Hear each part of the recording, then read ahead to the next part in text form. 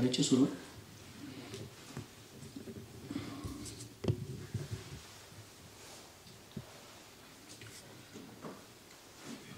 गलद्दानगंडं मिलद्भृङ्गखण्डं चलच्चारुशुण्डं जगत्राणशौण्डं लसद्दन्तकाण्डं विपद्भङ्गचण्डं शिवप्रेमपिण्डं भजे वक्रतुण्डम्.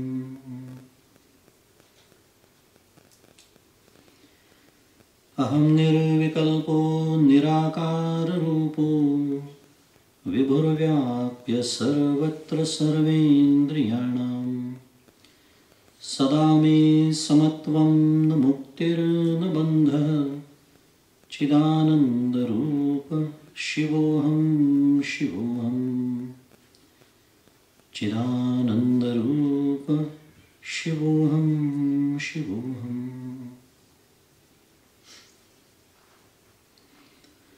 गुरुर्ब्रह्मा गुरुर्विष्णुः गुरुर्देवो महेश्वरः गुरुसाक्षात् परं ब्रह्म तस्मै श्री गुरवे नमः.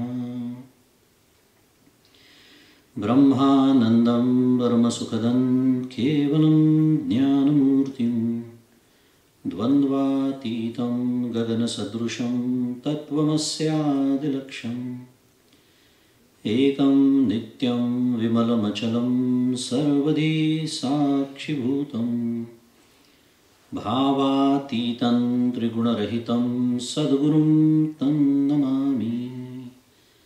श्री सद्गुरुनाथ महाराज की जय. जय जय रघुवीर समर्थ.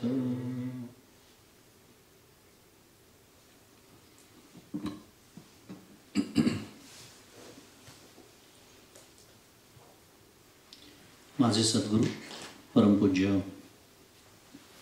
डॉक्टर श्री कृष्ण दत्तात्रय देशमुख उपाख्य डॉक्टर काका यांच्या श्रीचरणी शिरसाष्टांग वंदन करतो.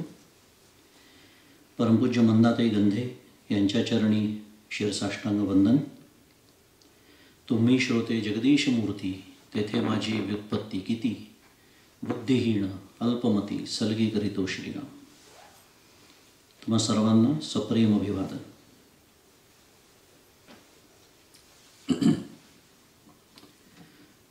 सायन्स नाही स्पिरिच्युअलिटी अँड लाईफ किंवा स्पिरिच्युअलिटी इन लाईफ असं ती म्हणाली.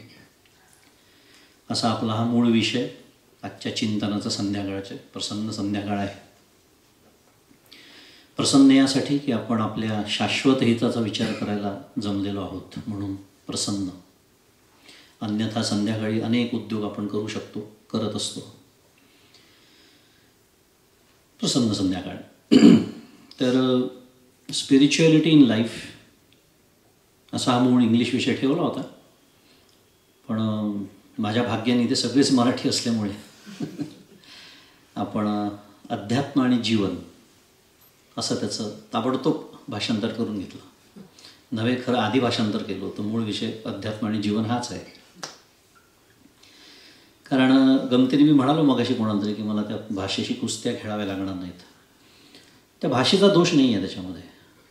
त्या संकल्पना त्या भाषेमध्ये नाहीत, त्या संकल्पना त्या संस्कृतीमध्ये नाहीत, आणि म्हणून त्याला ते शब्द नाही आहेत. आणि मग जे शब्द वापरले जातात it is a compromise at the best.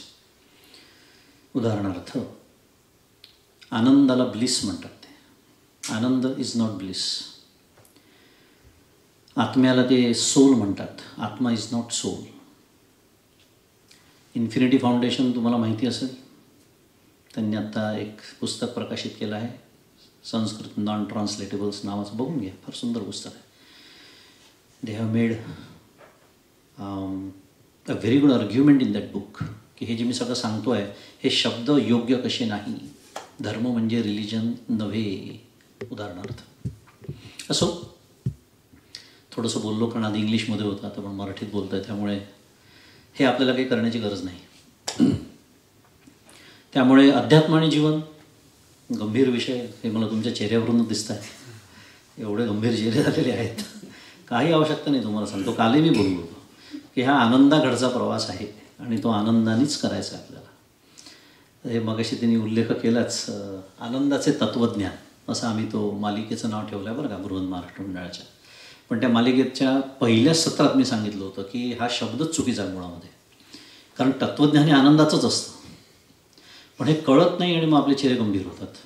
आणि तत्त्वज्ञान, प्रवचन असे शब्द ऐकले की लोक येतच नाहीत. त्यामुळे जे आले त्यांचं सर्वप्रथम अभिनंदन की तुम्ही न घाबरता आलेले आहात. त्यामुळे आपण छान समजून घेऊया. आपण हळूहळू, मी असं हे सगळं का म्हणतो हे कदाचित तुम्हाला जर याची पूर्ण कल्पना नसेल तर नाही कळणार, पण आपण तेच समजून घेण्यासाठी आज आपण इथे जमलेलो आहोत आजच्या संध्याकाळी. तर अध्यात्म आणि जीवन, पुन्हा जसं मी मगाशी ते आनंदाचे तत्त्वज्ञान शब्दासारखंच आहे की अध्यात्म म्हणजे काय, मग जीवन आपण ज्याला आपण आपापली व्याख्या आहेत. जीवन म्हणजे काय, साध्या भाषेत त्याला संसार म्हणूया, प्रपंच म्हणूया. मग या दोन वेगळ्या गोष्टी आहेत. मग ते असतील तर त्या दोनचा एकमेकांशी संबंध काय आहे, का ते एकच आहे. हे सगळं आपल्याला आता हळूहळू पुढच्या उर्वरित वेळेमध्ये आपल्याला समजून घ्यायचं आहे. परमार्थशास्त्राचा जो उद्देश आहे तो पहिले आपण ऐकूया. कारण त्यांनी काय होते, दिशा निश्चित होऊन जाते. परमार्थ कशासाठी, काय सांगितलं आहे. कारण जसं आता if you talk about fundamental science, रसायनशास्त्र आहे, भौतिकशास्त्र आहे, या सगळ्या कुठल्याही शास्त्राच्या जो तुम्ही व्याख्या बघाल तर व्याख्या केलेल्या असतात. What is the goal of this science. मग ते फंडामेंटल सायन्स असो की अप्लाइड सायन्स असो, सिमिलरली अगदी परमार्थ हे काय आहे, शास्त्र आहे. मी मगाशी वचना शब्द वापरतोय, परमार्थशास्त्र. अर्ध्या श्लोकामध्ये ते सांगितलेलं आहे खरं, आणि त्या श्लोकातच त्याचा उल्लेख आहे. श्लोकार्धेन प्रवक्ष्यामि यदुक्तम ग्रंथकोटिभिः ब्रह्मसत्यम जगन्मिथ्या जीवो ब्रह्मैव नापरः. हा उद्देश आहे. दिस इज द गोल. काय, श्लोकार्धेन प्रवक्ष्यामि, अर्ध्या श्लोकात सांगतो. काय सांगतो की जे कोट्यवधी ग्रंथांमध्ये तेच सांगितलं. यदुक्तम ग्रंथकोटिभिः, कोणताही ग्रंथ म्हणा तुम्ही अध्यात्मातला, परमार्थातला, काय सांगितलं. मग अंतिम निष्कर्ष या सगळ्याचा काय, अंतिम निष्कर्ष, फायनल कन्क्ल्युजन, ब्रह्मसत्यम जगन्मिथ्या. आणि सगळ्यात महत्त्वाचं, जीवो ब्रह्मैव नापरः. आता हे थोडंसं कठीण झालं, संस्कृत आहे एक तर, आणि थोडंसं अजून आता हे शास्त्रीय मांडणी झाली. अगदी साध्या वाक्यात सांगतो आपल्या सर्वांसाठी. आपण सर्वजण काय आहोत, प्रापंचिक आहोत. तिथे कोणीही संन्यासी नाही, म्हणजे निरंजनाला दिसत नाही आहे भगवे कपडे घातलेला. आपण ज्याला व्यावहारिक दृष्टीने संन्यासी म्हणतो, पारमार्थिक दृष्टीने संन्यासी असतीलही ती व्याख्या ज्ञानेश्वर महाराजांनी करून ठेवलेली आहे. फार सुंदर व्याख्या आहे ती. मी आणि माझे ऐसी आठवण विसरले जे याचे अंतःकरण, तोची संन्यासी जाण निरंतर. असे असतील कोणी भाग्यवान इथे, तो सोडून देऊ आपण विषय, पण आपल्या साध्या भाषेत बोलूया. आपलं स्वरूप जे आहे, ज्याला सच्चित आनंद असं म्हणतात, हळूहळू आपण ते समजून घेणारच आहोत. पण त्या आनंदाची प्राप्ती करून घेणं, आता लक्षपूर्वक आहे का, मी 3 वाक्य तुम्हाला सांगणार आहे. परमार्थशास्त्रामधून काय मिळवायचं असतं, या 3च्या पलीकडे काहीही मिळवायचं नसतं. हे मिळवायचं म्हणजे इतर काहीही मिळवायचं नाही, हे अनस्यूत आहे त्याच्यामध्ये. म्हणून मला लक्षपूर्वक आहे का, आपलं जे स्वरूप आहे आनंद, त्याची प्राप्ती करून घेणे, त्या आनंदामध्ये जीवन व्यतीत करणे, आणि तिसरं त्याच आनंदामध्ये हा देह आणि हे जग एक दिवस आनंदाने सोडून देणे. खूप मोठा, इट्स अ माउथफुल याला म्हणतात, राईट. कारण जग तर सोडावंच लागतं सगळ्यांनाच एक ना एक दिवस, पण ते सोडावं लागतं. मी काय म्हणालो, आनंदाने हे जग सोडून देणे. याच्या पलीकडे परमार्थशास्त्रातून काहीच मिळवायचं नसतं. आणि हे सोडून जर आपण दुसऱ्या कुठल्या कारणाने परमार्थाकडे वळत असू, अध्यात्माकडे वळत असू, कोणाला शरण जात असू, कोणाची पूजा करत असू, तर मुळातच सगळं चुकलेलं आहे. आणि त्याला म्हणतात सकामता. आणि मग इकॉनॉमिक्सचा नियम आहे, जशी मागणी तसा पुरवठा.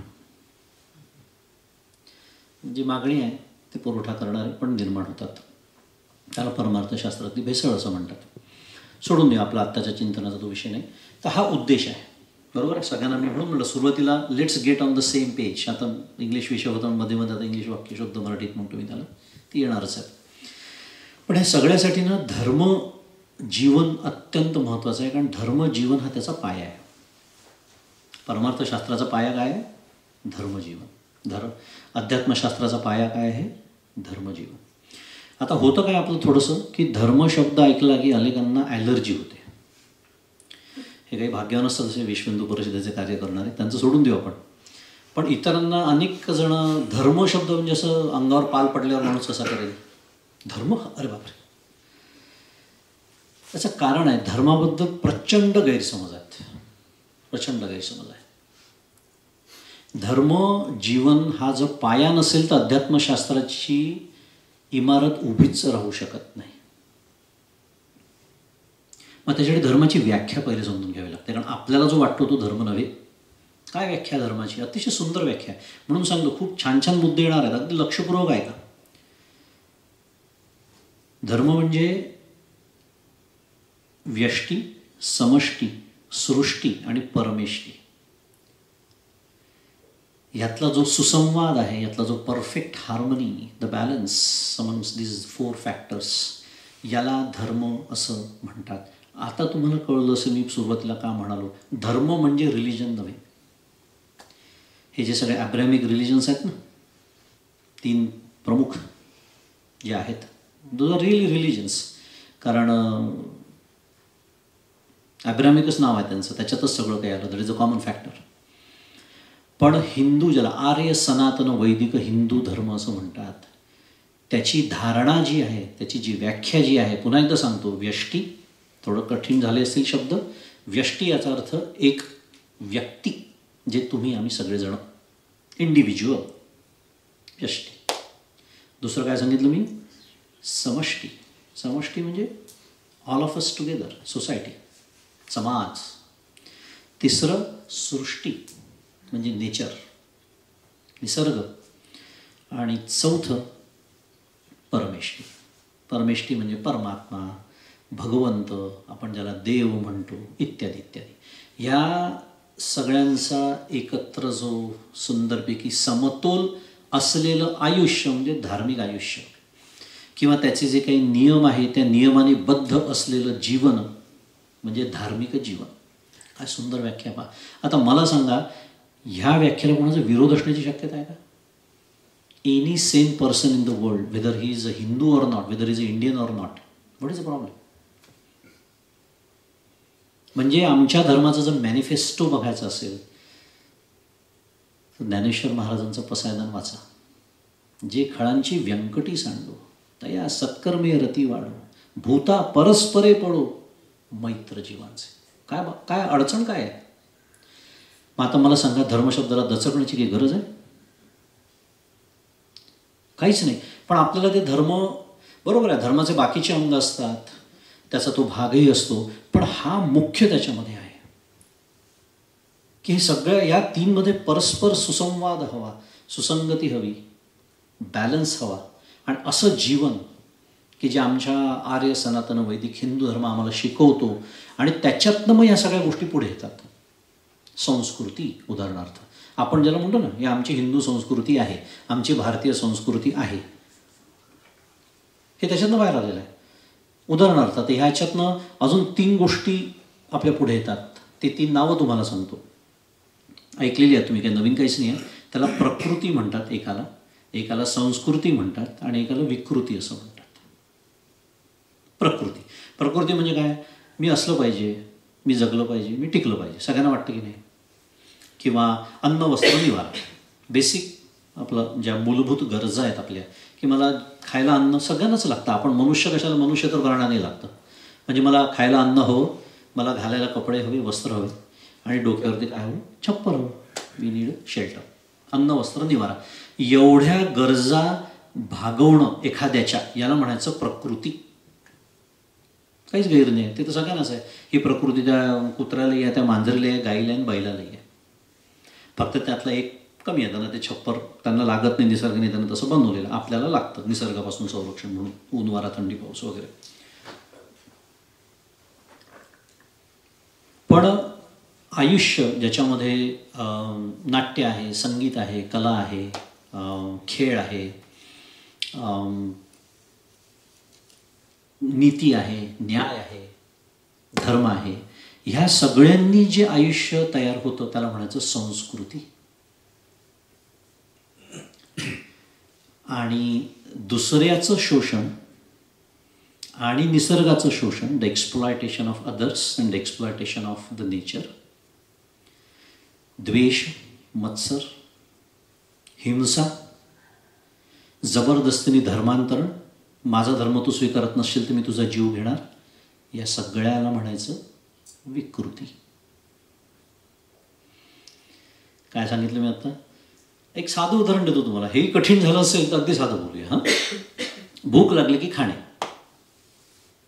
सगळ्यांनाच माहिती आहे. त्यात काय शिकवावं लागतं? शाळेत जातो का कोणी? भूक लागल्यावर खायचं असतं, त्याला काय म्हणायचं? प्रकृती. बरोबर. खाण्याचं काय? हातावर घेऊनही खाता येतं. पोळी भाजी हातावर घेऊन खाता येते की नाही? खाता येते.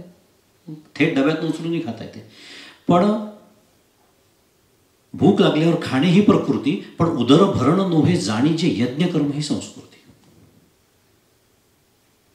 आता कल्पना करा, आपलं महाराष्ट्रीयन ताट किती सुंदर असतं. आता इकडला प्रांत आहे सगळं, बहुतांश महिला इकडे बसल्यात म्हणून म्हटलं. आपल्या महाराष्ट्रीयन ताट जेव्हा आपण वाढतो एखाद्या दिवाळीत म्हणा किंवा एखाद्या सणाला म्हणा, कुळाचाराला म्हणा, आपण जे एक सुंदर असं ताट वाढण्याची सुद्धा पद्धत असते. आपल्या सगळ्यांना माहिती असेल, उजव्या बाजूला काय वाढायचं, डाव्या बाजूला काय वाढायचं, मध्ये काय वाढायचं, ते काय पक्वान्न केलं असेल किंवा पंचपक्वान्न, सुंदर ताट, त्याच्याभोवती रांगोळी काढणं, उदबत्ती लावणं, वदनी कवळ घेता म्हणणं, संस्कृती. आणि माझं पोट भरण्यासाठी दुसऱ्याचा जीव घेणं, विकृती. एवढंच बोलतो, एवढ्यावर थांबतो. तुम्हाला कळलं असेल मला काय म्हणायचं. ज्याला म्हणायचं विकृती. पहा किती, म्हणजे याच्यातनं आपल्याला कळतं की आपल्याला काय दिलेलं आहे आपल्याला भारतीय संस्कृती. नाही ते एकेकाळी सगळेजण गोहितच राहायचे, homo sapiens. But how did we turn from homo sapiens to human? मनुष्यजन्म मिळालेला आहे. मग अशीच आपण त्याचा सगळा उद्देशही बघितला तर त्याच्यासाठी हे धर्मजीवन महत्त्वाचं आहे. कारण हा तर पाया आहे पुढच्या परमार्थशास्त्राचा. कोणी आला तहानलेला आहे दारावरती, त्याला पाणी देणं प्रकृती आहे. काय त्याच्यात? पण तेच त्याला या बसा, थोडंसं त्याच्यात थोडंसं लिंबू पिळायचं, साखर घालायची, थोडंसं छान ढवळून वगैरे सरबत करून द्यायचं त्याला, ही संस्कृती आहे. आणि नको ते प्यायला देणं. मी जरा सांभाळूनच बोलतो आहे, कारण अजून मला राहायचं आहे नाही तर 2 दिवस. त्याला विकृती असं म्हणतात. म्हणजे स्पष्ट करण्यासाठी छोटी छोटी काही उदाहरणं देतो आहे की फार मोठं नाही. आपल्याला रोजच्या जीवनामध्ये अखंड प्रकृती, संस्कृती, विकृती भेटत असतात. मी कसं वागतोय हे आपल्याला त्याच्यातनं शिकायचं. मी प्रकृती सांभाळतोय का मी संस्कृती सांभाळतोय का मी विकृती सांभाळतोय. आणि मग कळतं की काय खरंच आपल्याला मिळालेलं आहे. इथे जे आपल्याला बघायला मिळतं की नाही, आपल्याला नावं नाही ठेवायची, पण दुर्दैवाने यांना नाहीच आहे, इतिहास नाही आहे त्यांना. एवढा इतक्या वर्षांची संस्कृती, द सिव्हिलायझेशन याला म्हणतात, जे आम्हाला हजारो वर्षांचा लाभलेला आहे. आणि म्हणून यांच्या खाण्याच्या ज्या पद्धती आहेत, जिथे खाल्लं जातं, जसं खाल्लं जातं, आता हे नावं ठेवणं नाही, त्यांच्याकडे नाहीच आहे.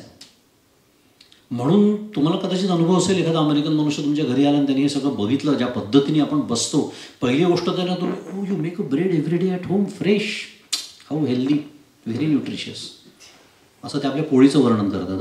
म्हणजे एकेकाळी पोळ्या वगैरे करायचे लोक त्या पिढीचं बद्दल बोलतात.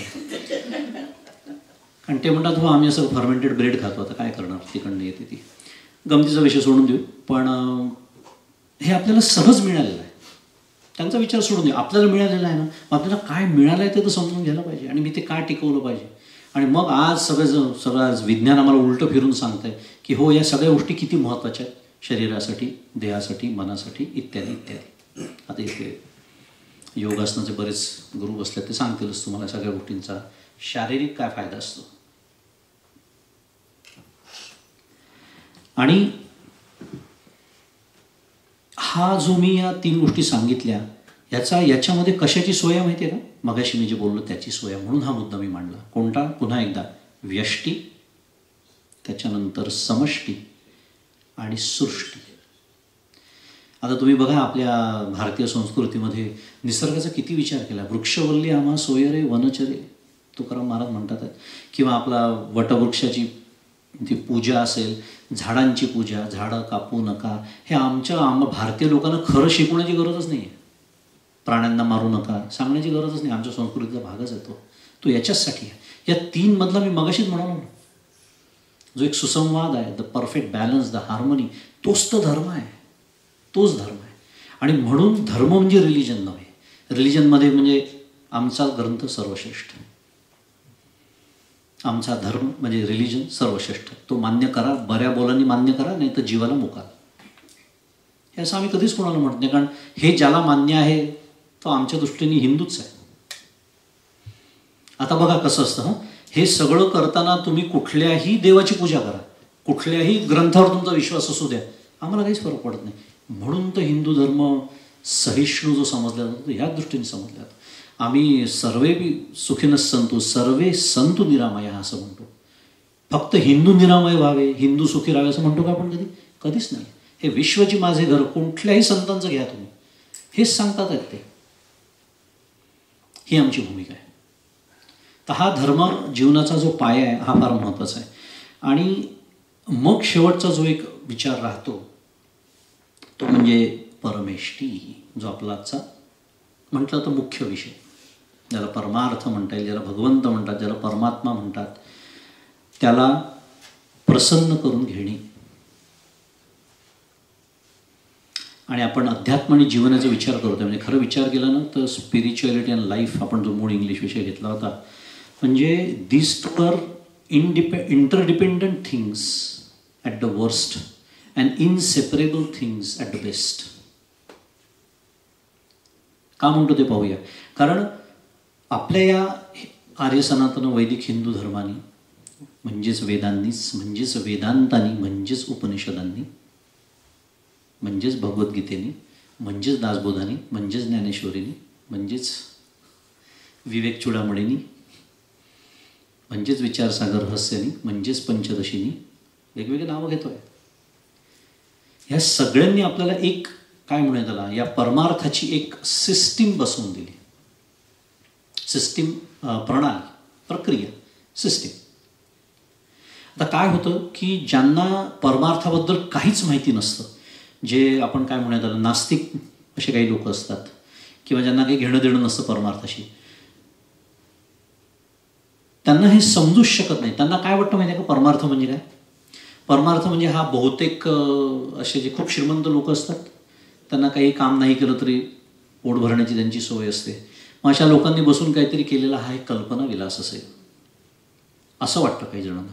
काही जणांना असं वाटतं की जे अपयशी असतात, ज्यांना आयुष्यात दुसरं काही करणं जमलेलंच नाही आहे, जे दुःखी असतात, अशा लोकांचा हा उद्योग आहे परमार्थ म्हणजे.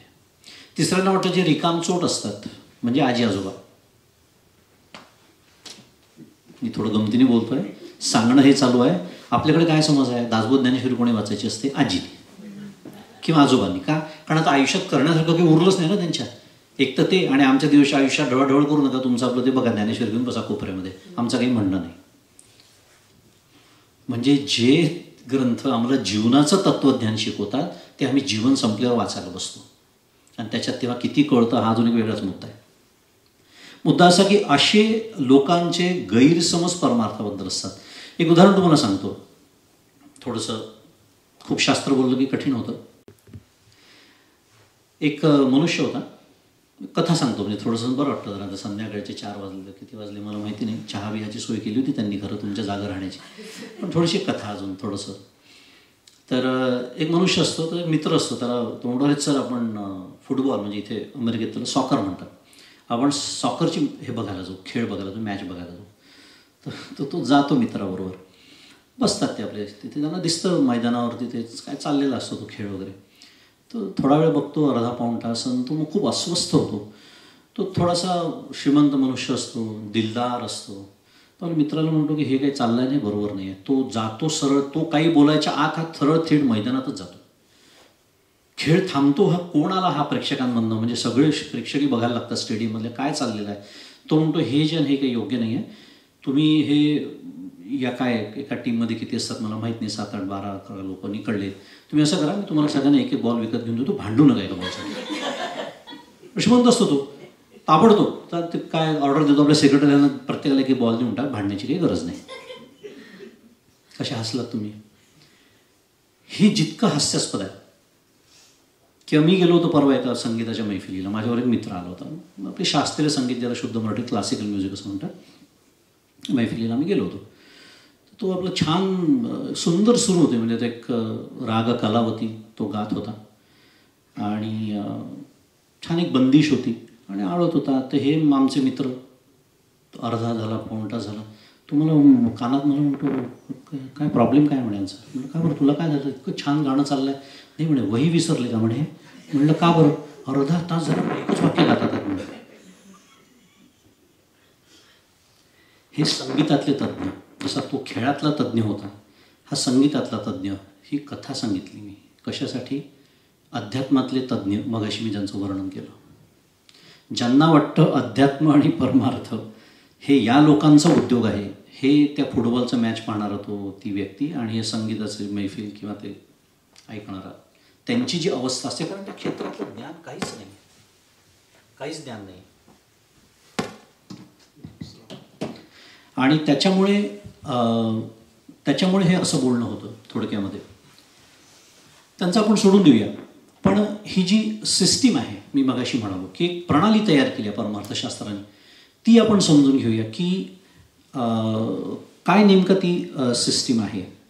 कारण अध्यात्म, आता सारखं मी मगाशीपासून शब्द वापरतोय कारण पुन्हा आपले त्याच्याबद्दल गैरसमज असतात बरेच. अध्यात्मशास्त्र किंवा परमार्थशास्त्र.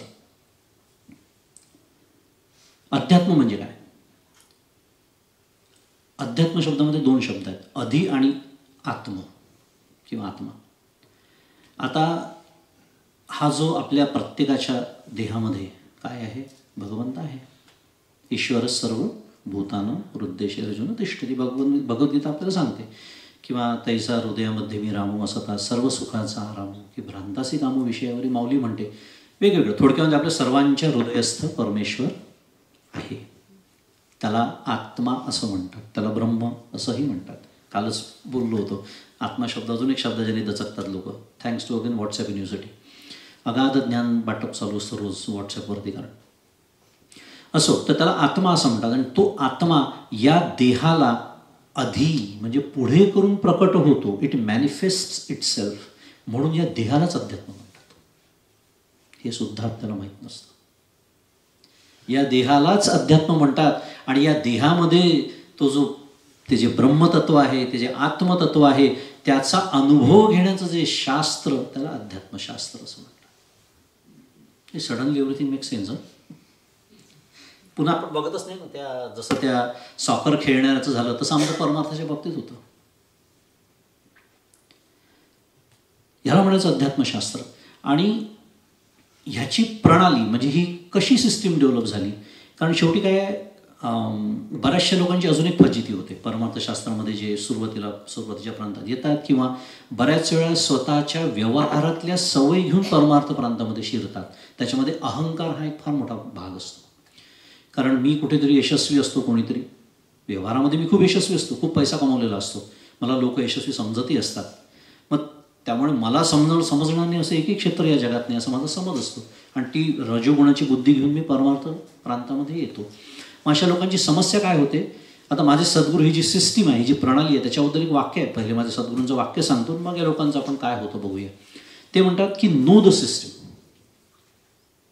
Know the system, use the system, get the results and forget the system. आता इंग्लिश वाक्य झालं. हे विवेक चूडामणीमध्ये आद्य शंकराचार्य हेच सांगतात आहे. ते म्हणतात आहे की अविज्ञाते परेतत्वे शास्त्राधीतिस्तु निष्फला, विज्ञातेपि परेतत्वे शास्त्राधीतिस्तु निष्फला. त्याचा अर्थ असा आहे, आचार्य म्हणतात आहेत की जर मला हे सगळं केल्यानंतर ज्ञान झालं नाही, आत्मज्ञान झालं नाही, भगवंताची प्राप्ती झाली नाही, तर हे शास्त्र विफल आहे. आणि हे म्हणून अविज्ञाते परेतत्वे.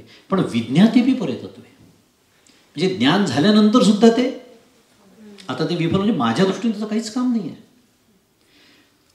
म्हणजे ते शास्त्र मागे पडायला पाहिजे, नाही तर ते शास्त्र डोक्यावर बसतं, मग त्याचा ब्रह्मराक्षस तयार होतो.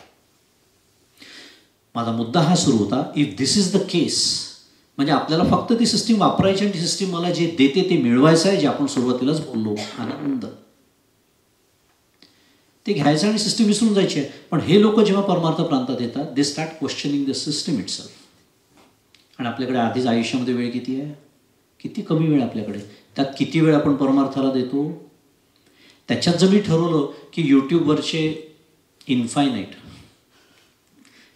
व्हिडिओज मी ऐकणार आणि पाहणार, जेवढे केवढे ग्रंथ असतील तेवढे सगळे मी वाचणार, सर्व संतांचं काय म्हणणं आहे ते समजून घेणार, त्याच्यावर हुशार असेल तर सगळे धर्म काय सांगतात ते पण समजून घेणार, आणि मग मी ठरवणार मला काय करायचं आहे. त्याला काय म्हणायचं? गुड लक. कारण ज्याला असं वाटतं की मी 10,000 वर्ष जगणार आहे त्यांनी करावं हे सगळं, काही हरकत नाही, नो प्रॉब्लेम. आणि ज्याला वाटतं की नाही बा माझ्याकडे मुळातच वेळ कमी आहे आणि मला सगळं करण्याची गरज नाही, कारण माझी श्रद्धा आहे, माझी श्रद्धा भगवंतावरती आहे, ज्यांनी भगवद्गीतेत सगळं सांगितलेलं आहे, उपनिषदांमध्ये सांगितलेलं आहे, आणि तेच आमच्या संतांनी साध्या भाषेत अजून सांगितलेलं आहे. हे संत इतके निस्वार्थी की त्यांना या समाजाकडून काहीही नको. आमच्या ज्ञानेश्वर महाराजांनी समाधी घेतली, ती पण कुठे घेतली? जमिनीच्या खाली, वृक्षाच्या तिथे. ती सुद्धा जागा समाजाची अडवलेली नाही. कुठलेही त्यांच्या नावावरती धर्मशाळा, मठ, भूखंड त्यांच्या नावाने लोकांनी केले, त्यांच्या नावाने काहीच नाही आहे. अरे ते 4 भावंड जगली, ती सुद्धा कोणाच्या तरी घराच्या ओसरीमध्ये झोपायची हो, पण त्यांनी ज्ञानेश्वरी दिली समाजाला. असे संत जे इतके निस्वार्थी असतात त्यांच्यावर श्रद्धा ठेवायला काहीच हरकत नाही आम्हाला, कारण ते माझ्या हिताचंच सांगणार आहे. पण हे जेव्हा मान्य होत नाही आणि स्वतःचे अहंकार घेऊन या प्रांतात लोक शिरतात, जे माझे सद्गुरू म्हणतात स्वतःच्या बुद्धीच्या गाढवावर बसून ते येतात, त्यांची फार फजिती होते. आता ही जी सिस्टीम मी म्हणालो, हे अध्यात्मशास्त्र म्हणालो, त्याच्याबद्दल आपण थोडासा विचार करूया. कारण एक तुमच्यासमोर छान विचार ठेवतो, पुन्हा सांगतो, लक्षपूर्वक ऐका, खूप सुंदर विचार आहे. म्हणजे हे किती फंडामेंटल आहे तुम्हाला कळेल की याच्यामध्ये किती काय म्हणतात मूलभूत हा विचार आहे. आता एखादं बाळ आहे समजा जन्माला आलेलं, समजा 8 दिवस 15 दिवस असं वय असलेलं, म्हणजे नुकतंच जन्माला आलेलं बाळ आहे. सगळ्यांनी आपण पाहिलेलं आहे. भले आपलं बाळ आपल्याला आठवत नसेल, आपण एवढे लहान असताना, पण बाळ आपण बघितलेलं आहे. आता ते जे मूल असतं छोटंसं, ते जन्माला आल्यावर रडतं, आपल्या सगळ्यांना माहिती आहे. नसेल तर त्याला रडवलं पण जातं, ते असतील मेडिकलचे एक्सपर्ट्स, ते सांगतील का बरं. पण हे मूल रडतं, तर हे का रडतं ज्याचा माझ्या सद्गुरूंनी अभ्यास केला. का? कारण ते डॉक्टर होते. ते म्हणाले माझ्या अध्यक्षतेखाली 1000 मुलं जन्माला आली, गमतीने म्हणतात ते. तर हे मूल जेव्हा रडतं की नाही, हे लहान मूल, तर ते 3 कारणाने रडतं असं त्यांच्या लक्षात आलं. आता मी मुद्दाम का सांगतो तुम्हाला, 8 दिवसाचं मूल किंवा 15 दिवसाचं मूल, कारण त्याला काहीच कळत नसतं, त्याला आईसुद्धा कळत नाही स्वतःची, ह्या जगाचं तर ज्ञान सोडूनच द्या. पण त्याला 3 गोष्टींनी ते रडतं हे मात्र निश्चित. कोणत्या गोष्टींनी रडतं? एक तर भूक लागली की रडतं, बरोबर आहे, स्वाभाविक आहे. त्याला आई कळत नाही, आईचं दूध म्हणजे काय कळत नाही, बाहेरचं अन्न म्हणजे काय कळत नाही, त्याला एवढंच कळतं. काय कळतं त्याला? आता त्याला कळतं सुद्धा म्हणावं की नाही शंका आहे, कारण त्याला त्या वयात खरं त्याला काहीच कळत नसतं आपल्या म्हणण्याप्रमाणे, पण एवढं निश्चित कळतं त्याला, काय? भूक लागली की रडतं ते. म्हणजे काय आहे? तिथे एक प्रेरणा आहे. कशाची? मी असलो पाहिजे, मी टिकलो पाहिजे, मी जिवंत. त्याला ह्यातलं टिकणं, असणं, जिवंत राहणं हेही कळत नाही, हे शब्दही त्याच्या शब्दकोशात नाही, कारण शब्दच नाही तिथे, भाषाच नाही, पण ती प्रेरणा मात्र निश्चित आहे. आणि ती प्रेरणा त्याला रडायला लावते. अरे तू रड म्हणजे तुला काहीतरी मिळेल, दूध मिळायचं. दुसरं, त्याचं दुपटं ओलं झालं, म्हणजे आजकालच्या भाषेत डायपर भरलं. दुपटं, आपण सगळ्यांना दुपटं माहिती आहे, आपल्या वेळचे दिवस ते. थोडक्यात ते ओलं झालं की थंडी वाजते, किंवा काय पूर्वीच्या काळचे ते पाळणे असायचे जाड दोरीचे, तर ते टोचायचं, काहीतरी असं त्याच्या सुखाला बाधा निर्माण झाली की ते रडतं. सांगता येत नाही विचारलेला काय झालं आहे.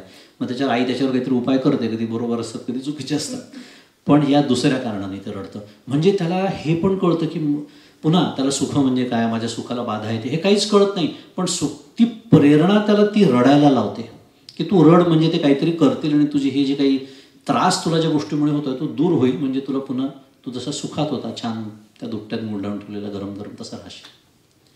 आणि तिसरं, चाहूल लागेन अशी झाली की ते बाळ रडतं.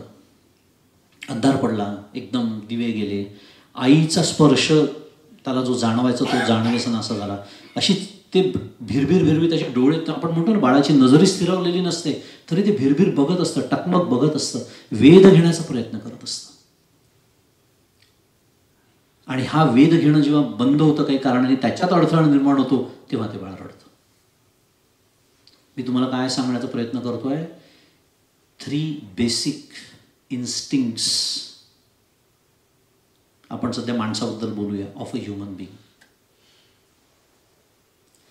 म्हणजे किती फंडामेंटल ही गोष्ट आहे, किती फंडामेंटल आहे की हे बाळ की ज्याला काहीही कळत नसतं, त्याला शब्द म्हणजे माहिती नाही, त्याला भाषा माहिती नाही, त्याला जगाचं काही ज्ञान नाही, पण ते बाळ जेव्हा रडतं तेव्हा या 3 कारणाने रडतं. कारण त्याच्या पाठीमागे या 3 प्रेरणा आहेत. मी असलं पाहिजे, मी टिकलं पाहिजे, मी जगलं पाहिजे, ज्याला अस्ती असं म्हणतात. मला हे सगळं कळलं पाहिजे. आजूबाजूचं त्याचं ते वेध घेणं सुरू असतं, त्याला भाती असं म्हणतात त्याला. कारण ज्ञानाची जी प्रवृत्ती तिथपासून आहे आपली, मला कळलं पाहिजे. आणि तिसरी त्याच्या सुखाला बाधा येते, त्याला प्रिय असं म्हणतात. म्हणजे 3 शब्द झाले, अस्ति, भाती, प्रिय. हे 3 काय आहेत, या प्रेरणा आहेत. आता प्रश्न असा निर्माण होतो, या 3 प्रेरणा येतात कुठून? आता आपल्याला शास्त्राला शरण जावं लागतं, कारण माणसाची बुद्धी इथपर्यंतच काम करू शकते. बरं, हे मुलाचं झालं, मुलाचं सोडून देऊया, आपला विचार करूया. आपण आता जिथे सगळेजण बसलेलो आहोत आणि माझी श्रद्धा आहे जागृत अवस्थेत आहोत. तर लक्ष्मीधर कवी म्हणून आहेत, अद्वैत मकरंद, त्यांचा छोटासा ग्रंथ आहे, फार सुंदर आहे. त्याच्यामध्ये ते म्हणतात, अहमस्मी सदाभामी कदाचित नाहम प्रिया ब्रह्मैवात मतसिद्धम सच्चिदानंद लक्षणम. काय सुंदर श्लोक आहे बा. संस्कृत आहे पण समजून घेतलं की कळेल. Fundamental thought, listen to it. अहम अस्मी, संस्कृत म्हणजे काय, मी आहे. गंभीर विषय, मी मुद्दाम थांबलो. हे साधं वाक्य आहे पण फार गंभीर वाक्य आहे. उदाहरणार्थ मी तुम्हाला सगळ्यांना विचारतो, मी नाही असा अनुभव घेतला का कोणी? असेल तर हात वर करा, मी त्याला वंदन करायला मी तयार आहे. मी नाही असा अनुभव कोणी घेतला का कधी? It is such a fundamental experience again and a constant experience that we don't even think about it. हो या 24/7 म्हणजे जाग आल्यापासूनचा पहिला क्षण, झोपेचा जो शेवटचा क्षण आहे तोपर्यंत मी आहे हाच अनुभव आहे आपल्याला. मी गमतीने अनेकांना उदाहरण सांगतो. मी शाळेत असताना नागपूरच्या तिथे कोल माइन्स आहेत, कोळशाची खदान, खाण, ती बघायला गेलो होतो. मला अजूनही आठवतं, आम्ही त्या लिफ्टनी 150 फूट खाली उतरलो, जमिनीच्या खाली. आणि तिथे गेलो तर मला सगळं विश्वच दिसलं एकदम. तिथे सगळं ते ट्रेन ट्रॅक होता, त्या मालगाड्या, त्या कोळसा भरून बाहेर येत होता. मग आम्हाला त्यांनी ते टोपी दिली होती घालायला, ती डोक्याला काही लागू नये, त्याच्यावर तो लाईट लावलेला असा सगळं. तेव्हा खूप कौतुक वाटलं होतं ते शाळेत लहान असताना वगैरे. ते खास बूट असे इथपर्यंत घालायचे. आणि मग त्यांनी आम्हाला आत्ता तो घेऊन गेला, त्यांनी ते सगळं दाखवलं, ते सगळं कोळसाचं कशी असते ती खाण. म्हणजे ते वेगळंच विश्व आहे, तुम्ही पाहिलं नसेल तर. ते ही जमिनीच्या खाली 200 फूट असतं हे सगळं. ते सगळं मी बघितलं आणि ते सगळं त्यांनी दाखवलं. आणि मग एका क्षणी तुम्ही थोडी गंमत करा अशी त्याला वाटली. तो काय म्हणे, आम्ही 7-8 जण होतो, आमचा तो ग्रुप होता. असं आपण गंमत करू म्हणे, तुम्ही सगळेजण इथे उभे राहा म्हणे, आणि लाईट जो होता डोक्यावरचा तो फोकस लाईट तो बंद करा म्हणे. तो बंद केला सगळ्यांनी. आणि मी आयुष्यात पहिल्यांदा अंधार काय ते पाहिलं. म्हणजे मी तुम्हाला चॅलेंज देऊ शकतो आज की तुम्ही अंधार पाहिलेलाच नाही आहे. कारण कल्पना करा, मी उभं होतो, ते खालची जमीन कोळशाची, माझ्या बाजूची भिंत कोळशाची, वरचं छप्पर कोळशाचं, आणि इकडली भिंत कोळशाची. म्हणजे everything was dark black. So there was absolutely no light, not even an ambient light. कारण लाईटच नाही आहे तर तो ॲम्बियंट होईल कुठून, रिफ्लेक्ट होईल कुठून? मी आयुष्यात पहिल्यांदा अंधार, म्हणजे मी स्वतःचा देह मला दिसत नव्हता, माझे कपडे दिसत नव्हते. हे सगळं मी का सांगतोय तुम्हाला? पण अशाही अवस्थेमध्ये मी आहे असंच मला वाटत होतं. माझा मुद्दा तो सुरू होता, मी नाही असा अनुभव कोणीच घेतलेला नाही आहे. आता प्रश्न असा निर्माण होतो, अखंड मला मी आहे असाच अनुभव आहे. बरं, माझ्या वाक्यात अजून दुसरा एक भाग आहे, बरं, पार्ट आहे त्याचा, तो आला तुमच्या लक्षात आला असेल तर. नुसता मी आहे नाही, त्याचं मला ज्ञान आहे, मला कळतंय ना मी आहे म्हणून. अहमस्मी सदाभामी. आणि तिसरा, कदाचित नाहम प्रिया, मी कधीही स्वतःला अप्रिय नाही. फार सुंदर कसं वेदांत विचार करतो का. मी आहे, मला अखंड माझं भान आहे, म्हणजे मला ज्ञान आहे माझं, आणि मी अखंड स्वतःला प्रिय आहे. हो, अगदी आत्महत्या करणारा माणूस सुद्धा फार जबाबदारीने विधान करतोय, कारण त्याच्या सुखाला कुठेतरी बाधा येते आणि म्हणूनच तो आत्महत्या करायला प्रवृत्त होतो. आता आपल्याला प्रियत्वच आहे. आता काही लोक मला असून प्रिय असतात, काही नसून प्रिय असतात. काही असतात ना नातेवाईक, आपण मुद्दाम त्यांना उशिरा लग्नाची पत्रिका पाठवतो, म्हणजे लग्न झाल्यावरती मिळावी. आपण सगळे बिलंदर लोक, सगळे प्रयोग करत असतो आपण. म्हणजे पाठवल्याचं पुण्य तर मिळतं, पण तोपर्यंत लग्न होऊन गेलेलं असतं त्यांना मिळेस्तोवर. म्हणजे ते मला नको असतात लग्नात आलेले त्या एखाद्या कार्याला. अशा लोकांना म्हणतो आपण नसून प्रिय. शास्त्र म्हणतं ती प्रियच आहेत, पण ते नसून प्रिय आहेत. आणि काही असून प्रिय आहेत अर्थातच. ते त्यांना आता आपण म्हणजे घरी घेऊन येतो गाडी पाठवून वगैरे, की नाही आमच्या कार्याला तुम्ही आलंच पाहिजे वगैरे.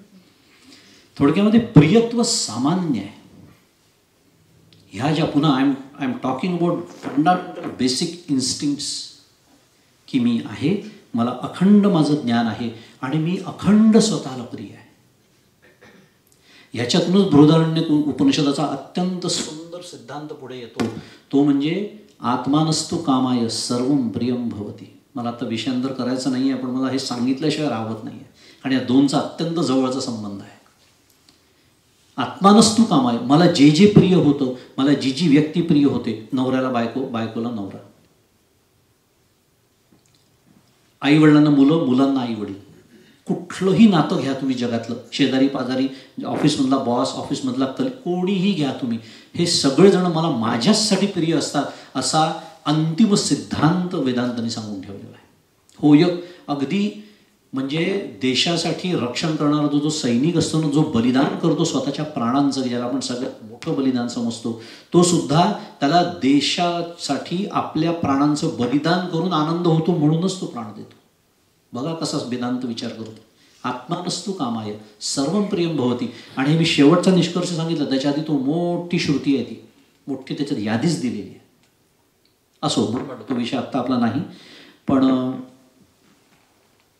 अहमस्मी सदाभामी कदाचिन नाहम प्रिया.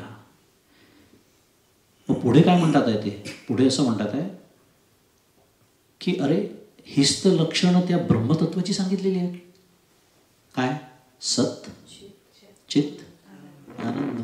आणि माझा अनुभव मला तेच सांगतोय, अहमस्मी सदाभामी कदाचित नाम प्रिया. म्हणजे माझा तर्क मला असं सांगतो की मी ते ब्रह्मतत्व मी असलोच पाहिजे. काय सुंदर तर्क मांडलाय बा. हे मी का सांगतोय? कारण मगाशी आपण जे बोललो, काय अस्ति भाती प्रिय, त्या लहान बाळाच्या ज्या प्रेरणा आहे.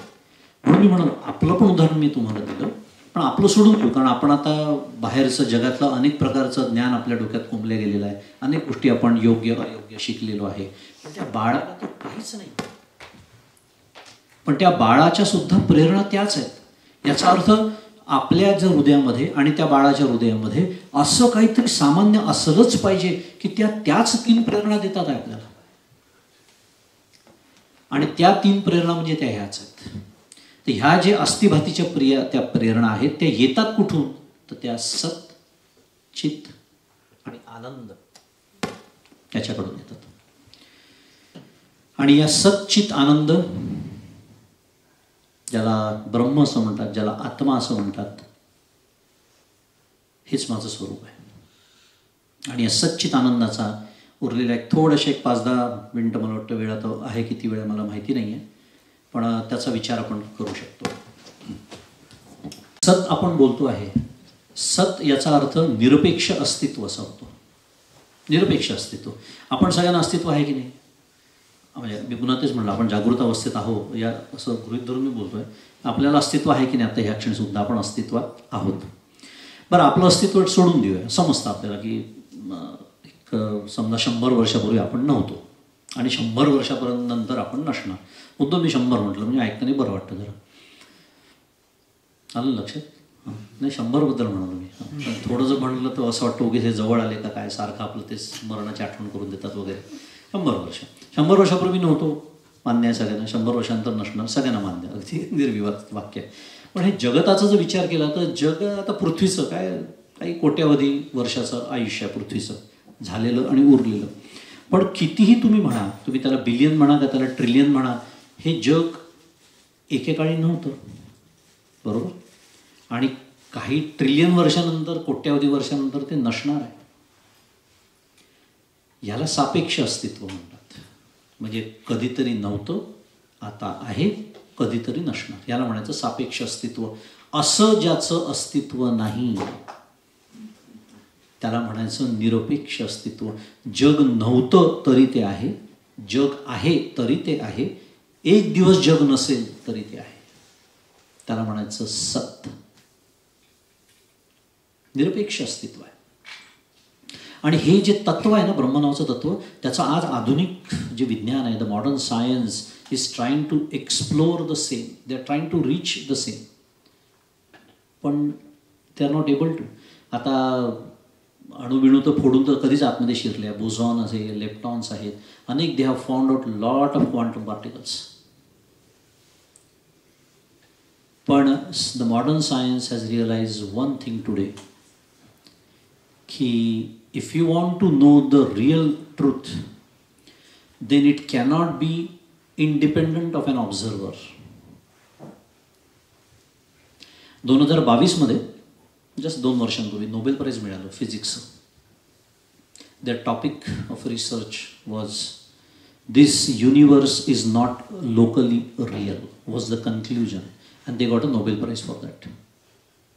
थोडा विज्ञानाचा विषय म्हणून इंग्लिशमध्ये बोलतो. काय म्हटलं मी? Their conclusion was this universe is not locally real. I'll define the local and real for you. Real याचा अर्थ any quantum particle having a definitive properties irrespective of an observer. It's called real.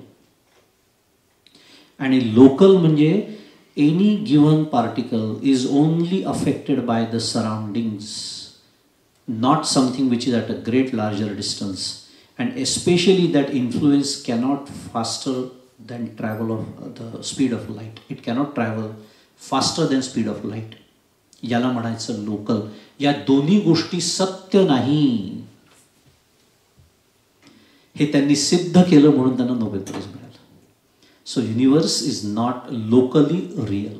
That basically means any given quantum particle, त्याला entanglement म्हणतात, तुम्ही ऐकलं असेल कधीतरी फिजिक्समध्ये. It can be at a tremendous long distance, म्हणजे तिथून influence, if the influence cannot travel faster than speed of light, how can it affect, how can this particle affect that particle? But it does, they proved it, even at millions of lights year distance apart. That's the local. And the real object is having a definitive property, a physical property. But the location ची property असेल, त्याच्या spin ची property असेल, whatever it is independent of an observer, हेही सत्य नाही आहे. म्हणजे माझा सांगण्याचा आत्ता फक्त मुद्दा एवढाच सुरू आहे की आपण जेव्हा त्या ज्ञानाचा विचार करतो, ज्याला चित्त म्हणतात, त्याचाही आपण थोडासा विचार करणार आहोत. पण सत्य याच्यामध्ये मग तुम्ही सांगतोय की हे या जगताचं सत्य काय आहे हे शोधण्याचा आजचं जे आधुनिक विज्ञान प्रयत्न करत आहे, it is failing miserably. Why? Because they are staying separate from the what they are trying to observe. आणि शास्त्राच्या भाषेत त्रिपुटी आहे, ज्ञाता, ज्ञेय आणि त्याचं ज्ञान. आणि now they are realising the very damn particle which you are trying to observe is changing is properties because we are observing it. आणि म्हणून त्याचं खरं सत्याचं ज्ञान व्हायचं असेल तर त्याला एकच उपाय आहे, the observer has to become the participator. त्याला शास्त्राच्या वेदांताच्या भाषेत एकरूपत्व असं म्हणतात. त्याला एकरूपत्व असं म्हणतात. आणि तेच हे जे मी म्हणून म्हणालो निरपेक्ष अस्तित्व, सत. सत एव सौम्य इदमग्र आसीत, दुसरी श्रुती आहे. सौम्य त्या शिष्याला सांगतात, अरे सौम्य, एक असं तत्व आहे हे जग नसतानाही आहे. मी आहेची भाषा आहे, होतं नाही म्हणालो मी, कारण होतं, असेल, हे सगळे काल सापेक्ष शब्द हे मनुष्याच्या संकल्पना आहे. आम्ही आमच्या त्या बालसंस्कार वर्गात मुलांना ह्याच पद्धतीने शिकवतो. म्हणणार काळ काय असो, इथे पृथ्वीवर आहे म्हणून पृथ्वी सदाभोवती फिरते आहे 12 तास, सूर्याभोवती फिरते आहे, झाले 365 दिवस. But if I pick you up like this and put on another planet, 220 काहीतरी मिलियन लाईट इयर्स आपली गॅलेक्सी मिल्की वे गॅलेक्सी पसरलेली आहे. इमॅजिन, काल नावाची संकल्पना माइंड बॉगलिंग आहे सगळं तो. म्हणून मग ते आपल्याला इंटरस्टेलरमध्ये वगैरे बघायला मिळतो की तो परत येतो तेव्हा त्याच्या मुले म्हातारी झालेली असतात आणि तो तरुणच असतो. Time is relative. म्हणून ते आहे. कालसापेक्ष शब्द तिथे वापरताच येत नाही. ते आहे. जग आहे तरी ते आहे. जग एक दिवस नसणार आहे तरी ते आहे. सत्य. त्याचं असणं कशाला अवलंबूनच नाही. म्हणून त्याला म्हणायचं निरपेक्ष अस्तित्व. तसं चित्तमध्ये आपल्याला काय ज्ञानाची सवय आहे. आपण येतात, मी बोलतोय, तुम्हाला ज्ञान होत आहे. कशाने म्हणजे पुन्हा मी जसं म्हणालो की होत आहे, श्रद्धा आहे माझी. तर कशाच्या माध्यमातून होत आहे? कानाच्या माध्यमातून होत आहे, डोळ्यांनी बघून होत आहे, इत्यादी इत्यादी. मग याच्यामध्ये अखंड आपल्याला आयुष्यामध्ये जी ज्ञानाची सवय आहे ती त्रिपुटीयुक्त ज्ञानाचीच आहे. ज्ञाता, ज्ञेय आणि ज्ञान. आहे की नाही? आहे. कारण बरोबर आहे, व्यवहार त्याच्यावर चालतो. व्यवहार चालतो छान, प्रश्नच नाही. वाचून ज्ञान होईल, ऐकून ज्ञान होईल, स्पर्श करून ज्ञान होईल, गंधाने ज्ञान होईल, तर्क करून ज्ञान होईल. पण ज्याला चित्त म्हणतात त्याची व्याख्या काय केलेली आहे? ज्ञातृज्ञेय विहीन नुसदेची जे का ज्ञान. जिथे ज्ञाता पण नाही, आत्ताच्या भाषेमध्ये ऑब्झर्वर अँड इंडिपेंडंट ऑब्झर्वर नाही, ज्ञेय पण नाही. मग आता काय आहे? ज्याला ॲब्सोल्यूट नॉलेज असं म्हणतात. केवळ ज्ञान. ज्ञातृज्ञेय विहीन नुसदेची. नुसदेची म्हणजे ॲब्सोल्यूट. त्याला म्हणायचं चित्त. आणि शेवटी आनंद. त्याच्या नावाने तर आनंदी आनंद असतो. कारण आपल्याला असते सुखाची सवय. आपल्याकडे वेळ किती आहे थोडं मला सांगा, म्हणजे मी तो किती स्पष्ट करायचा तो विषय ठरवू शकतो. आहे मध्ये चहा वगैरे घेण्याची आवश्यकता नाही ना, कारण तोच विषय आपल्या आनंदाचा म्हणून म्हटलं नाही. बरं, आनंद आणि सुख याच्यात थोडासा फरक आहे. बघू, थोडंसं एक वेळेच्या मर्यादेतच बोलतो, काही घाबरू नका तुम्ही. पण आनंद कशाला म्हणतात? कारण आपल्याला आनंद हा शब्द आपण खूप साध्या अर्थाने वापरतो, शुद्ध मराठीत लाईटली वापरतो. तुम्ही आलात, मला आनंद झाला, असं म्हणतो की नाही आपण कोणालाही. म्हणजे म्हणायचं नसतं पण म्हणावं लागतं. म्हणजे तुम्ही आलात, फार बरं वाटलं, आनंद झाला, असं वगैरे म्हणतो आपण. इतक्या साध्या याच्यापासून आपण आनंद शब्द वापरून सुरुवात करतो. पण त्याला आनंद म्हणत नाहीत, सुख म्हणतात. कोणी आल्याने आपल्याला सुख होतं. एखादी साध्या भाषेत बोलूया, अनुकूल गोष्ट घडली की सुख होतं. मग माझी प्रिय व्यक्ती आली की सुख, ती दिसली तरी सुख, त्या व्यक्तीचं स्मरण झालं तरी सुख, आणि त्याच्या उलटं झालं की दुःख. आता हा एक छान सुंदर विषय आहे आनंदाचा, काय सुखाचा शोध, वेध आणि बोध. पण तो सगळा आत्ता मला मांडायला इथे वेळ नाही आहे. पण हा जो थोडक्यात बोलतो आता अगदी, हा जो जरतरीचा जो आनंद असतो ना, त्याला सुख म्हणतात. जरतरीचा म्हणजे काय? ही व्यक्ती आली तर सुख, ती व्यक्ती गेली तर सुख, ही नसेल आली तर सुख, माझ्या मुलाला चांगल्या कॉलेजला ॲडमिशन मिळाली तर सुख, मला चांगली बायको मिळाली किंवा चांगला नवरा मिळाला तर सुख, मला प्रमोशन मिळालं तर सुख, माझा बॉस माझ्या मनासारखा वागला तर सुख, मॉडेल एक्स माझ्या ड्रायव्हरवरती उभी असेल तर सुख, शेजाऱ्याचे असेल तर विचारायचं नाही. हा जो जरतरी कार्यक्रम आहे सगळा, ज्याच्यात आपलं आयुष्य गेलं, आता ज्याचं जे काही गेलं असेल 60 वर्ष 70 वर्ष, कोणाचं 40 वर्ष, पण हा जरतरी कार्यक्रम जो आहे ना, त्याला सुख असं म्हणतात. का? कारण असं झालं तर सुख ना. म्हणजे थोडक्यात मी जसं साध्या भाषेत बोललो, अनुकूल गोष्ट घडली तर सुख, प्रतिकूल घडली तर काय? अर्थातच दुःख. ह्याला सुख म्हणतात. मगाशी आपण व्याख्या काय केली ती? आनंदरूप व्हायचं आहे. त्याला अजून एक शब्द आहे, सुखरूप. सुख म्हणजे सुखी होणं आणि सुखरूप होणं याच्यात खूप फरक आहे. सुखी होण्याचा प्रयत्न तर आपण सगळेजण करतच आलो आहे 60-70 वर्ष, जे काय आपलं आयुष्य असेल. काय करतो आहे आपण? सुखीच होण्याचा प्रयत्न चालू आहे. अखंड धडपड सुखासाठी चालू आहे. That is another fascinating thought by the way. म्हणजे नुसते मनुष्य नाही तर मनुष्य तर प्राणीसुद्धा सुखासाठीच करतात. त्या गाईकडे तुम्ही चारा घेऊन गेला ते जवळ येते, तुमच्या काठी घेऊन गेली तर ती दूर पडते. त्या कोंबडीचा जीव घ्यायला गेले तुम्ही स्वतःचं पोट भरायला, मग अशी मी बोललो होते, ती सुद्धा दूर पडते. कारण ते अन्न माझ्यासाठी बनवलेलंच नाही आहे देवाने. पण मी जोंधळ्याचं कणीस कापायला गेलो ते जागेवर उभं राहतं, कारण परमेश्वराने ते अन्न माझ्यासाठी बनवलेलं आहे. मुद्दा एकच आहे, त्यांना सुद्धा कळतं सुख म्हणजे काय आणि दुःख म्हणजे काय. माणसाला तर कळणारच आहे. अखंड सुखासाठी धडपड चालू आहे माझी. पण मगाशी मी जसं म्हणालो की ज्ञातृज्ञेयाविहीन किंवा निरपेक्ष अस्तित्व, तसं निरपेक्ष सुख म्हणजे आनंद. म्हणून म्हणलं तो पूर्ण विषय मांडायला मला वेळ नाही, पण एकच विषय तुम्हाला फक्त विचारतो, काही 2-3 प्रश्न उपस्थित करतो आणि आपण थांबवू याचा विषय. काही प्रश्न असेल तर तुम्ही नक्कीच विचारू शकता. उदाहरणार्थ आपल्याला आता मगाशी म्हणून मी चहाचा विषय काढला, तो एवढ्यासाठी काढला की त्या कल्पनेने पण लोकांना बरं वाटतं. नुसता शब्दाने इतका तो आवडतो. म्हणजे छान कल्पना करा, वाफाळलेला गरम गरम चहा आलं विलं घातलेला, छान वाटलं ना नुसत्या कल्पनेने. तर आता चहामधनं आपल्याला सुख मिळतं असं आपल्याला वाटतं की नाही. तर आता तिथे ठेवला आहे तिथे तो मग म्हणजे जार मला इथनं दिसतोय, भरपूर चहा त्याच्यामध्ये आहे, सगळ्यांना चहा आवडतो असं अनेकांच्या चेहऱ्यावर मला दिसलं. मी तुम्हाला तो पूर्ण आणून देतो जार सगळा आणि तो पूर्ण तुम्ही संपवा असं मी तुम्हाला म्हटलं, कसं वाटेल? करा, कल्पना करा.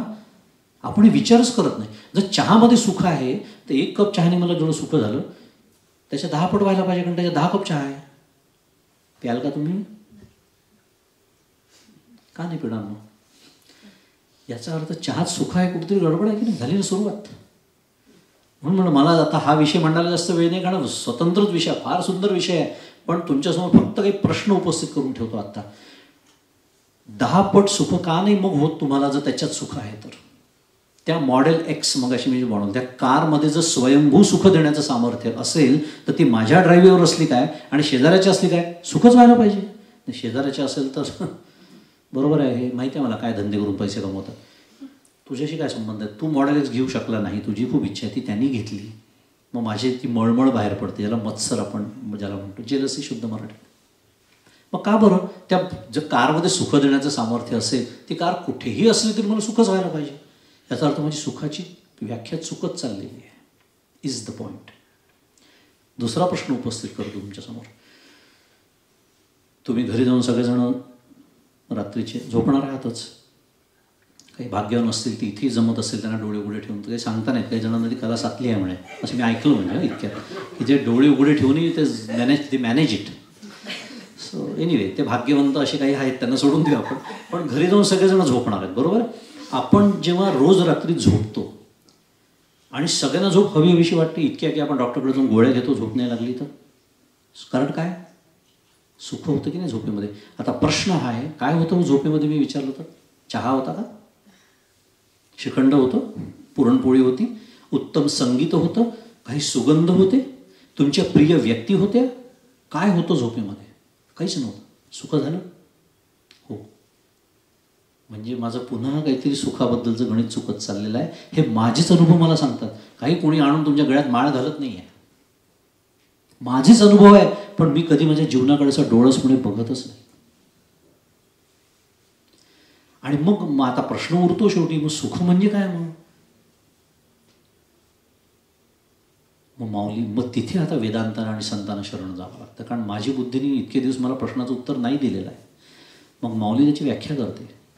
किंबहुना सोय जीव आत्मयाची लाहे, तेथे जे काय होय तया नाम सुख. काय व्याख्या केलेली आहे?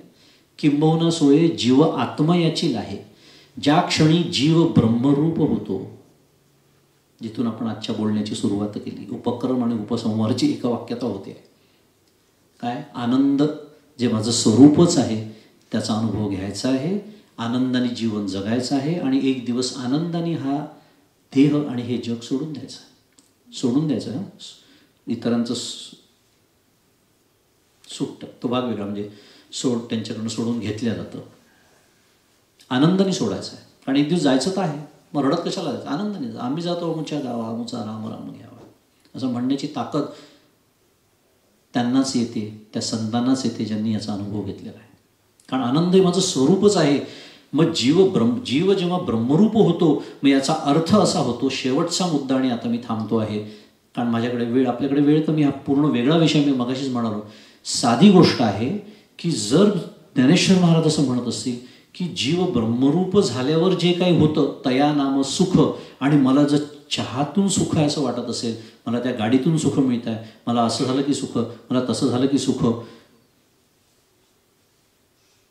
आणि झोपेमध्ये काही नसताना सुख, याचा अर्थ त्या विषय सेवनाच्या वेळी किंवा गाढ झोपेमध्ये असं काहीतरी होत असलं पाहिजे जे ज्ञानेश्वर महाराज म्हणतात आहे ती प्रक्रिया पूर्ण होत असली पाहिजे. म्हणून एक क्षणभर का होईना मला सुखाचा अनुभव येतो आणि म्हणून तो चहा हवा असं वाटतं. आज एकच कप लागतो पण उद्या पुन्हा लागतो. आज 10 कप नाही पिऊ शकत.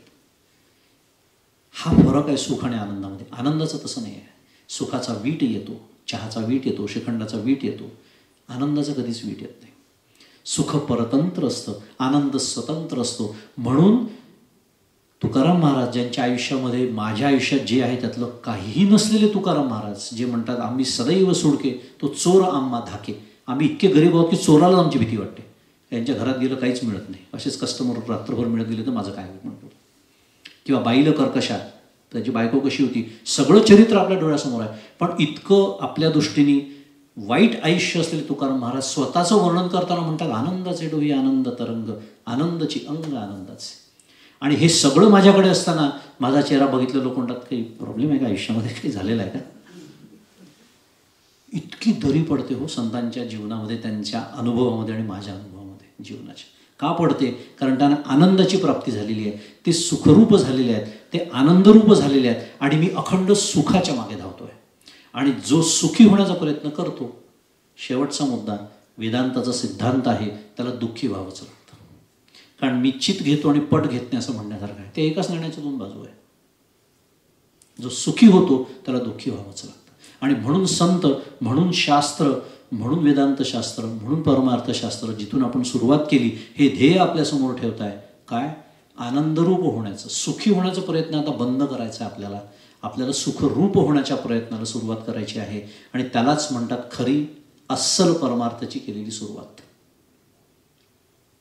आनंदरूप व्हायचं आहे.